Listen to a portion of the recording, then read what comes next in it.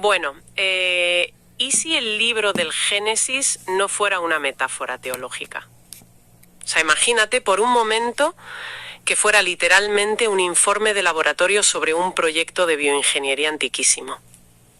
Sería un cambio de paradigma brutal, desde luego. Totalmente. Porque hoy vamos a hacer una inmersión a fondo en algo que de verdad toma todo lo que creemos saber sobre religión, sobre mitología antigua y sobre la propia figura de Jesús de Nazaret y le da la vuelta por completo. Sí, es un texto que no deja indiferente a nadie, ¿eh? Para nada. Vamos a analizar el capítulo 3 de un libro titulado Los 12 Pilares de la Conciencia Jesús. Es un texto bastante reciente, escrito por Gabriel Villaboyana en este 2025 para el canal Codex Nazareno. Y la premisa que plantea, fíjate, es súper audaz. Básicamente fusiona teología pura, la teoría de los antiguos astronautas y una revisión muy profunda de textos apócrifos. Exacto. Es como si la historia de la humanidad fuera un rompecabezas gigante y este autor nos estuviera diciendo, a ver, es que siempre hemos estado mirando la imagen de la caja equivocada. Una analogía muy buena. Pero bueno, antes de empezar a encajar todas esas piezas nuevas, creo que es vital establecer unas reglas de navegación claras para este análisis. Sí, por favor, porque el tema se las trae. Claro, nuestra labor hoy es diseccionar los argumentos de Villaboyana. Queremos entender la arquitectura de su pensamiento y ver cómo conecta él los puntos. Eso es. Pero es importantísimo recordar a quienes nos escuchan que explorar estos conceptos así, de forma analítica, no significa para nada que estemos validando o respaldando las creencias teológicas o extraterrestres que expone el material. Claro. Somos totalmente imparciales aquí. Nos ponemos el traje de exploradores, yo misma he dejado mis prejuicios en la puerta y vamos a entender el qué, el cómo y el porqué de esta visión alternativa. Exactamente, manteniendo el rigor y sobre todo la lente crítica. Pues venga. Porque el texto arranca con muchísima fuerza. Nos obliga a mirar al pasado más remoto para identificar un patrón. O sea, no un evento aislado, sino algo que se repite. Una repetición constante en casi todas las culturas antiguas del planeta, ¿sí? Eso es.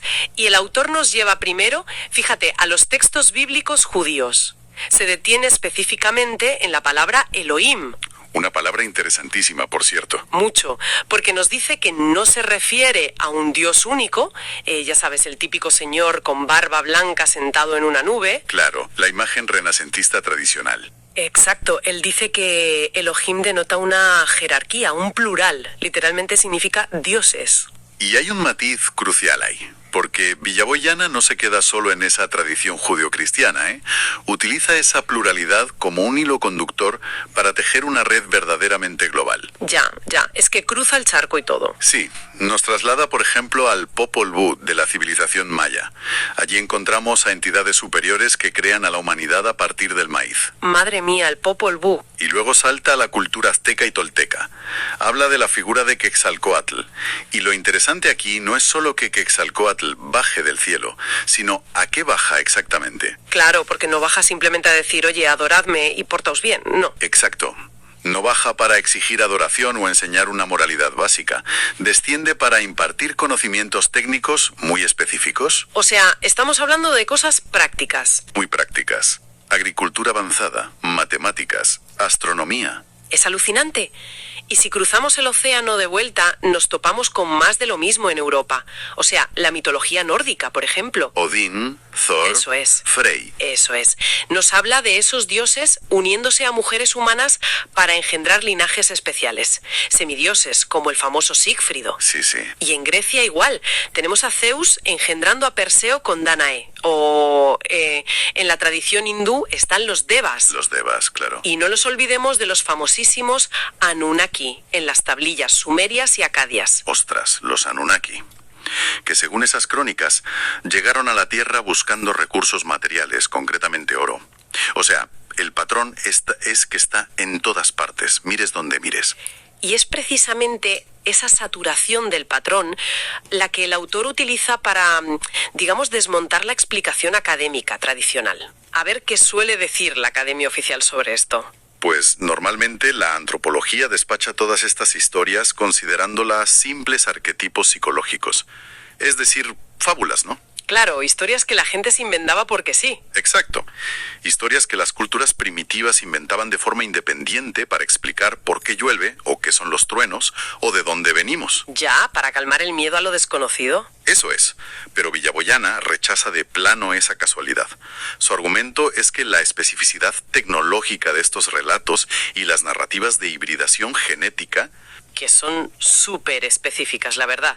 son demasiado complejas y coincidentes en todo el mundo como para ser solo poesía inventada para no asustarse de las tormentas. Entiendo. Él propone que estamos ante ecos históricos fragmentados, registros literales de una intervención sistemática por parte de civilizaciones no humanas. Pero a ver, frena un momento ahí. Porque el escéptico que llevo dentro necesita procesar todo esto.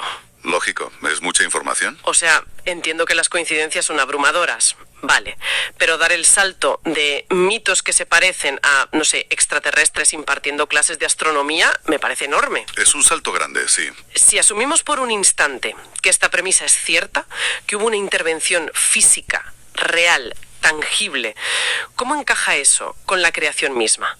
O sea, ¿cómo pasamos de enseñar a cultivar maíz a crear al ser humano desde cero? Bueno, ese es exactamente el núcleo de la teoría. Y para explicar ese mecanismo, el texto nos devuelve directamente al Génesis, a una de las frases más debatidas de toda la historia. ¿Cuál? La de hagamos al hombre a imagen y semejanza. Esa misma. Hagamos al hombre a nuestra imagen y semejanza.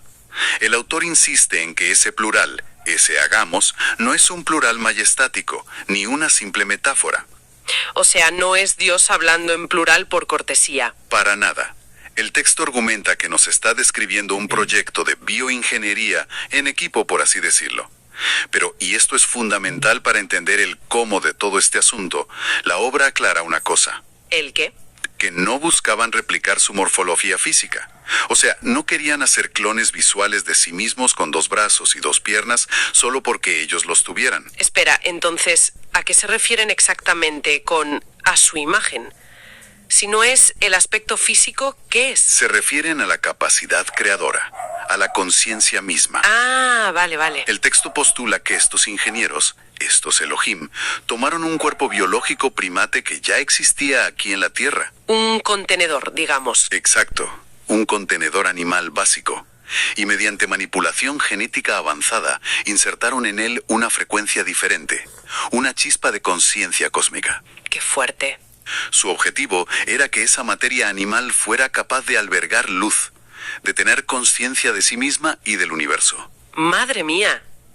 O sea, plantear que el ser humano es un envase biológico diseñado específicamente para madurar conciencia extraterrestre, la verdad lo cambia absolutamente todo. Le da la vuelta al tablero por completo.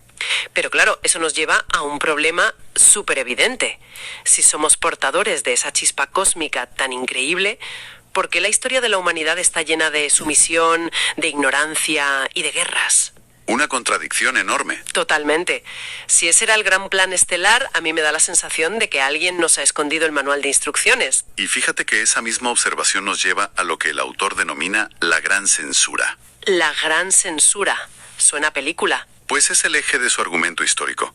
Villaboyana sostiene que la ocultación de esta herencia cósmica, y especialmente de la verdadera naturaleza de Jesús, no fue que, se nos perdieron unos pergaminos. No fue un accidente histórico. No. Fue una estrategia deliberada y perfectamente orquestada, principalmente por las estructuras de poder terrenal de la época. O sea, la Iglesia. Señala directamente a la institucionalización de la Iglesia, sobre todo a partir del famoso Concilio de Nicea. Ya, cuando se decidió qué entraba en la Biblia y qué no. Exactamente. Y el motivo detrás de toda esta censura es probablemente el más antiguo de la historia humana. El control, imagino. El control absoluto. Y a ver, esto es algo que resulta fascinante, porque se crea o no en toda la premisa alienígena, la idea de que unas élites secuestren la información clave para mantener a la población en la ignorancia, bueno, es algo que resuena muchísimo hoy en día. Totalmente. Es la mecánica clásica del poder. Es que si mantienes a la gente creyendo que son seres pequeños, que nacen pecadores y que son completamente dependientes de una institución externa para poder salvarse... Tienes el monopolio de la salvación. Claro, tienes el negocio asegurado para siglos. Esa es la mecánica de control que describe el texto al milímetro. Argumenta que lo que normalmente llamamos el mal se disfraza continuamente de bien. Se disfraza de religión oficial, ¿quieres decir? Sí, de rectitud dogmática, y lo hace para imponer sumisión y miedo, porque por el contrario, la agenda original de estos jardineros cósmicos, los creadores, era la emancipación total. Claro, querían que la conciencia madurara, no que estuviera atemorizada. Exacto. No buscaban que los humanos vivieran arrodillados pidiendo perdón, sino que tuvieran sed de conocimiento para poder, literalmente, regresar a las estrellas. Qué bonito eso.